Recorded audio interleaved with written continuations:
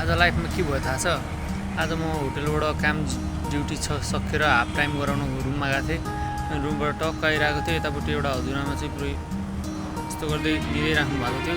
मैले जाने बेला 10 रुपियाँ दिएको थिएँ अर्को हजुरआमालाई चाहिँ, बाटोमा बस्नु भएको थियो। अनि यतापट्टि अर्को हजुरआमा यस्तो यस्तो गरिराख्नु भएको थियो कि फेरि एउटा अटोवाला अङ्कल हुनुहुन्थ्यो। अटोवाला अङ्कल अनि त्यसपछि अटोवाला अङ्कलले रोकेर लाइक सायद समथिङ 20 रुपियाँ या 10 रुपियाँ दिनुभयो, जति पनि दिनुभयो तर रोकेर दिनुभयो कि एकदम मन छ। अनि मैले अटोवाला दाइलाई अलिक टाढा थिएँ, म हेरिरहेको थिएँ त्यो बजैलाई।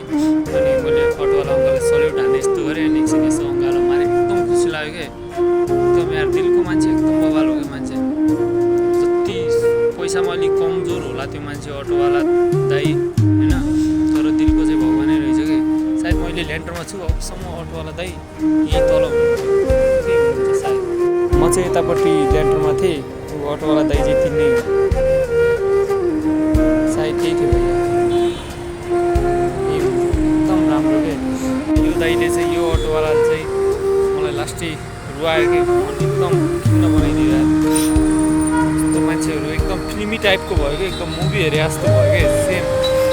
अनि खासमा यो भिडियो बनाउनुको कारण चाहिँ मैले यो चाहिँ बिर्सिनु हुँदैन यार, यो पल हो खतरा पल के। यस्तो यस्तो गर्दै मैले भिडियो त किन बनाउनु होइन, अनि भिडियो बनाउनु चाहिँ सोचेन, तर यो चाहिँ मेमोरिजको लागि मैले भिडियो कहिले गरेको अब युट्युबमा हाल्नु होला। त्यही भएर थ्याङ्क यू सो मच। एकदम माया गर्नु है, आफ्नो साइडमा भएको यस्तो भिक्टिम मान्छेहरूलाई चाहिँ सहयोग गर्नुपर्छ जस्तो लाग्छ मलाई पनि। एकदम मन पऱ्यो, दिल छोयो।